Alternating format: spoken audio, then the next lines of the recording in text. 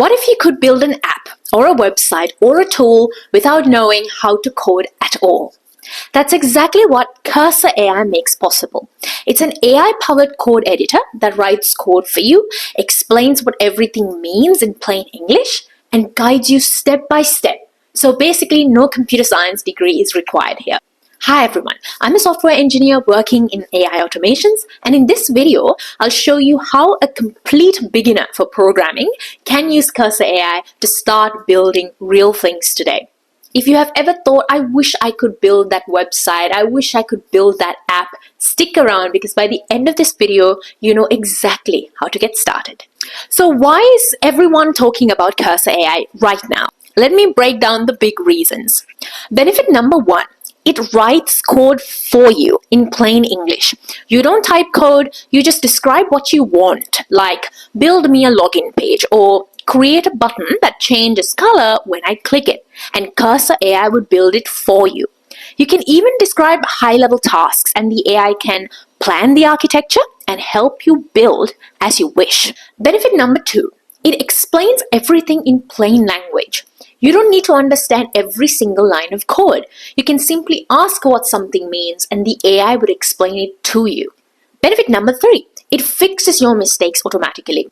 Even the most experienced programmers hit so many errors. Normally that means hours of frustration. But with Cursor, you just paste the error in and ask it to fix it, and it will do that for you. It feels more like a coding coach than a regular editor. Benefit number four, it understands your entire project, not just one file. Cursor understands not only the current open file, but also the architecture of the entire application. So as your project grows, it always has the full picture and gives you smarter suggestions. So without further ado, let's get started by setting Cursor AI in your machine. It is pretty self-explanatory, but I will guide you through it. First, simply look up Cursor AI and go to the Cursor website. Click on pricing, and just to get started, we can start with the free account. Now click download. As I have a Mac, I'm going to download the one for macOS. Once that is installed, open it up on your machine and create an account. I'm going to use my Gmail account to sign up. Once you finish successfully signing up, you will be asked a couple of questions to customize the experience for you. Once that is all done, you will be asked a question on whether you would like to share your data to help Cursor improve their model. I personally am not a fan of that, so I'm toggling off and I am disagreeing with Cursor using my data. Next, I have to connect my Cursor account with a GitHub account. Let's pause for a second and understand what GitHub actually is. Think of it like Google Drive, but built specifically for code. You know how Google Drive lets you store files in the cloud, share them with others, and see the history of changes? GitHub does all of that, but for code. It's simple as that. It's one of the most important tools a developer would use because this would maintain the history of the code and say that you've built something and you're not happy with it, and if you want to move back to the previous version of your code, GitHub easily allows you to do that. So that's the idea of using GitHub. Now that you're using Cursor AI to write your code, it's important that you connect GitHub and Cursor AI so that all the code that you build using Cursor AI could be maintained and stored within GitHub. So that's the reason why we are going to connect GitHub with Cursor AI in the next step. So when you sign up for GitHub account and connect your Cursor account to GitHub, there's an option where you have to select whether you would give Cursor access to all of your coding projects or selected coding projects.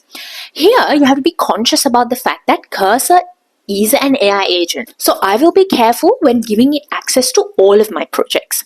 Hence, I would choose to give it access to only some of my projects. So I'm going to choose the selected projects option. You can use the drop down here to choose your project on Git, which you want Cursor's help for. Now that Cursor has been set up and has been connected to GitHub as well, without further ado, let's get started with building your app. So simply open up Cursor AI on your machine and you will be taken into an IDE, or we call it an integrated development environment like this. As I have explained before, the special thing about using Cursor here is that there would be an AI assistant being by your side, assisting you with the development. So let's get started. Imagine that you have no experience with coding at all. Now, I want to build an app with a name called Last Call Melbourne. I'm just talking about my idea. It could be any idea that has been lingering in your mind. You can open the chat in the right-hand side in the IDE. Choose the agent mode from the drop-down here. Now, write your idea on the chat. So I would say something like, I want to build an app called Last Call Melbourne, where bars and restaurants can use to post same-day deals on leftover tables, happy hour specials, or any deals. Simple visual would be genuinely useful on a Friday night. Likewise, type in whatever your idea is about the way how you envision your application and hit enter and wait until the agent builds it for you. And just like that, in a matter of minutes, it can build an application for you. Now, here's the thing. You have to keep in mind that this has to be an ongoing conversation with the AI agent to make sure that the app that the agent builds functions exactly the way you want. So for you to see what exactly the agent has built, you have to first run the application. So how can you run the application first to get an understanding of what the agent has built for you? Now, the programming language my agent has used to build my application is called JavaScript. So for me to run the application, I have to write a command called npm run. So it depends from application to application, or it depends on the programming language your agent has chosen to build your application. So you can simply ask Cursor AI, how can I run this application to test it? And it will give you those instructions and just follow them step by step, and it shouldn't be difficult at all. So as I said before, because my application has been built using JavaScript, I'm going to type npm run and run the application. Once I enter npm run, you'll see the application start up and become available at this local address. Simply copy and paste the URL into your browser to explore the app that the agent has generated.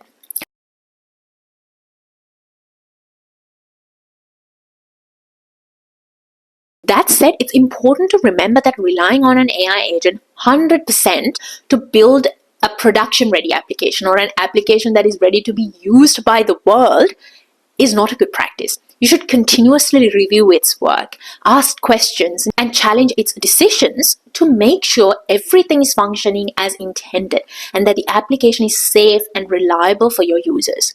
Think of it as an iterative process where you are constantly collaborating with the agent to validate and improve the results. Now you know how to set up Cursor. Experiment with it and start building simple applications of your own. In a separate video, I'll walk through the app building process at a much slower pace. I'll explain what's happening behind the scenes and show you how to deploy your application so it's accessible to the public. Until then, start building and get some hands-on experience. If you found this video helpful at all, please don't forget to like and subscribe to my channel. Thanks for watching, and I'll see you in the next one.